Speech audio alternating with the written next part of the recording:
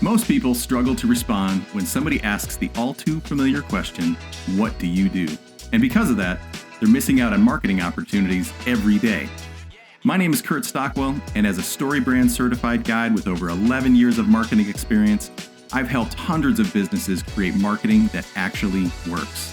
You're listening to the One-Liner Workshop podcast, and in every episode, you'll learn how to create a powerful one-liner that'll make people want to do business with you.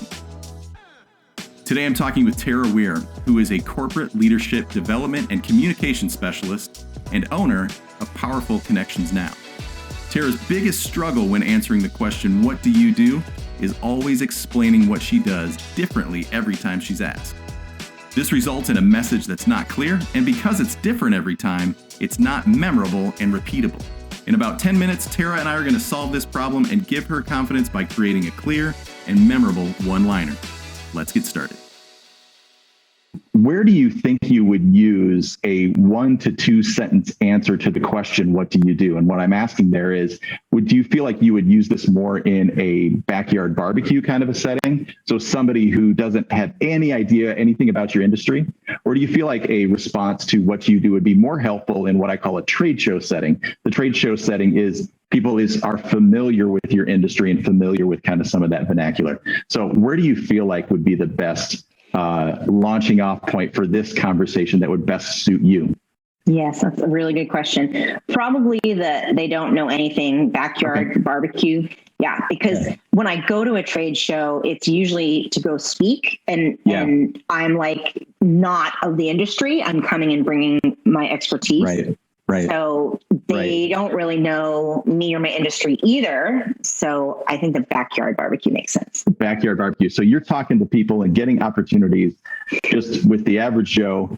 Somebody asks a question, what do you do? And my conviction is that you should be able to answer this in 1 to 2 sentences in a way that speaks to that person, because maybe they're a potential customer, but more than likely they are not your customer, but they know somebody who is. So when you can answer the question, what do you do, in a way that is impactful and most importantly, memorable, that person can walk away and they're like, oh my word, you have to talk to my brother-in-law, or you have to talk to my mom or my coworker or whatever, or, I'm part of this, I know what you do, so I'm part of this team and I would love to introduce you to my manager. And what they can do then is with the correct response from you in a way that's not full of shop talk, not full of industry speak, they can go to their boss and be like, you got to meet Tara.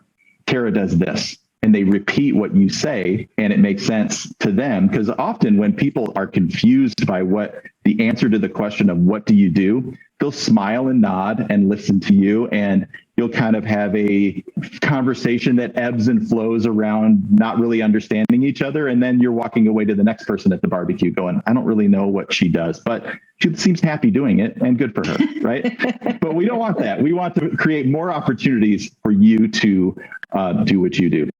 Currently, what is your struggle when somebody asks, what do you do? What do you kind of feel like you have to reach for? Well, I have to figure out, I find myself kind of like spinning, figuring out like, well, how do I put it so they get it? Right. And so I'm kind of like thinking about like, well, who are they and where do they come from and what's their role maybe? Or so it's like, I don't have one liner. I just have a whole bunch and I try them out all the time, all these different ones. Yeah. So I'm looking forward to having one liner. Tell me what industry you're in. I am in the leadership development and communication industry, training and coaching. Leadership development and communication, training and coaching. Okay. And your customer is most likely who? Is it like corporations? Is it like Avista is somebody local here to Spokane? We both live in Spokane, Washington, and they're the power company. And so they have teams upon teams upon teams. Would a corporation like that be hiring you? Yes, absolutely. They're one area that I work. I also help out with nonprofit agencies that have, executive director, an assistant director, and then a team that makes the wheels turn. And so I've worked with their team, so small to large. Okay. And your solution helps teams communicate better and ultimately be more productive, right? Yes. Yes, Okay. Exactly. Would you say the majority of larger businesses who have teams, the struggle is not necessarily the inefficiency of the production of the product, but it's of the people not being able to live in a symbiotic relationship? Would you say that's the biggest thing that you find in corporations? By far, hands down, the biggest thing in most organizations, even large down to the small teams, it often comes down to we aren't getting along, or we're avoiding conflict, or we're mismanaging conflict. We're having conversations that like miss each other, or that trigger each other. So it almost always comes down to interpersonal. And that's actually one of the top reasons people leave a job or leave a company, is because of interpersonal challenges with somebody a part of that team. So we've kind of talked about the problem that you solve. How does Tara Weir uniquely solve that problem?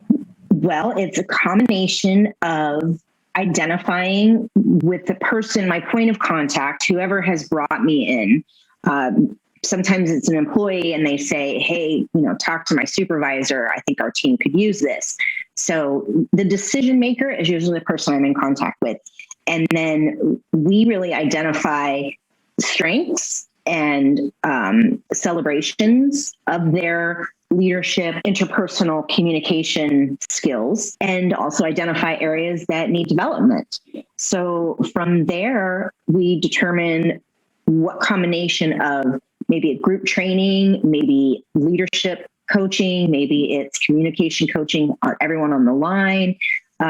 So it's a mix. And then really what it comes down to for me and the work that I do personally, my method, my lens as a coach and trainer is that it's all about being able to bring our best to the table. And the truth is we're human beings and we trigger each other. So my intention is to bring my best to the table. And yet I find myself reactive, overreactive, and not very effective or productive. So it's really about helping that person learn about what really helps them be their best. What is it that they need in order to really shine? And then how to communicate that. It really comes down to emotional intelligence, like having the awareness to see that I'm triggered, manage and regulate my emotions, and then really be able to be in touch with and connect with that other person and what's going on for them and their reactivity or their thoughts and needs. And then managing our working relationship through open dialogue and courageous conversations. So with a group and one-on-one conversations, you identify what each individual brings to the table?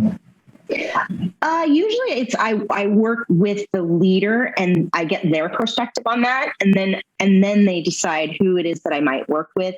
Maybe Sure. It's everybody, maybe it's one-on-one, maybe it's as a group, and then I have the joy of seeing like where are the strengths of that team, where are some areas. So it's a collaboration between the person who has brought me in and my own assessment. I have some tools that I use. And then I get a really clear sense of where are they at and where do they want to go. What I heard you say is you identify problem areas, and through group and one-on-one conversations, you help both the leadership and the employee. Yes. Yep. Okay. So then that's what you uniquely do. And when you say like, I don't know if I uniquely do that versus, like the next person, I think again, in that backyard barbecue conversation, it really does set you apart in their mind that this isn't just some sort of off the shelf program. And it's uniquely this great combination of methods and models and experience. So yeah, I think that's uniquely me. Yeah. Right on. Cool. And then how do people feel after you identify those problems and find solutions? So they feel more peaceful because they're more in alignment with who they've come here to be, what kind of employee, what kind of leader, what kind of person they want to be. Empowered, incredibly empowered, they have a sense of empowerment around being able to discern instead of being kind of driven by this critic inside of us. So what I heard you say is it helps the individual bring their best to the table. They find joy in their work again, and it's a peaceful, empowered, and productive work environment. Yes. Okay. So let's put all this together. Yeah. So if somebody said, what do you do? And your reply started with something like, many businesses struggle to grow because of an unhealthy work culture. Yes. I think the average person would go, I know what unhealthy is, and I know what a work culture is, and I know what a business is. We're not using any funny words in there.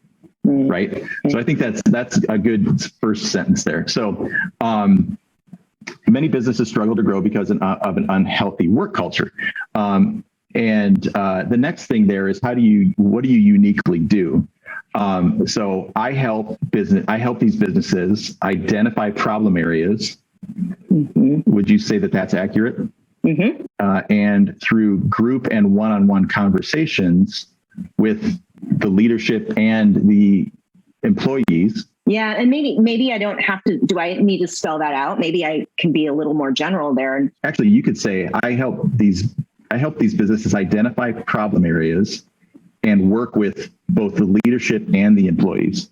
Sometimes I say individuals, leaders, and teams, because like individual could be anybody. Leader is in charge of that group, and then team. So, okay. I help these businesses identify problem areas and work with individuals, leaders, and teams to what? To play better together, play nicer together. Yeah, to be nice. Everybody be nice. Just be nice. I help these businesses identify problem areas and then work with individuals, leaders, and teams to create a healthy work culture. Yeah. When you have a healthy work culture, there's ownership. People take responsibility for their stuff, for their reactions, for their work, for their strengths and their areas of growth. Many businesses struggle because of an unhealthy work culture. I help identify problem areas, work with individuals, leaders, and teams to create a healthy work culture so they can grow. Many people find joy in their work again, and the business is peaceful, empowered, and productive. Yes. I love that you brought up the word grow to start with, because that is like personal growth, professional growth, and growing as a company, because it's like people grow. When we grow, the company grows. So the word grow is perfect for that. Yeah. Many businesses struggle due to an unhealthy culture. I help identify problem areas, work with individuals, leaders, and teams to create a healthy work culture so they can grow. People find joy in their work again, feel empowered, and the business is peaceful and productive. Yes. Yeah. I like that. I'm going to take this language and utilize it, because a lot of people ask me for bios and, just give me an overview of what, this is a great intro to that. I think that this would be a great way of nobody who hears this would feel like, oh, I don't know what she's talking about. She's talking over my head. She's using words I don't understand. I'm just going to smile and nod and try to find the chip bowl, at the backyard barbecue. Well, that's all for this episode. Thank you so much for listening. Follow the One-Liner Workshop wherever you listen to podcasts. And remember, businesses that succeed in today's marketplace invest in clarity and reject confusion. A one-liner is the first step in creating marketing that works. And if you're ready to take all your marketing to the next level, please visit welldressedwalrus.com and schedule a free consultation with me. I'll see you next time for the next episode of the One-Liner Workshop.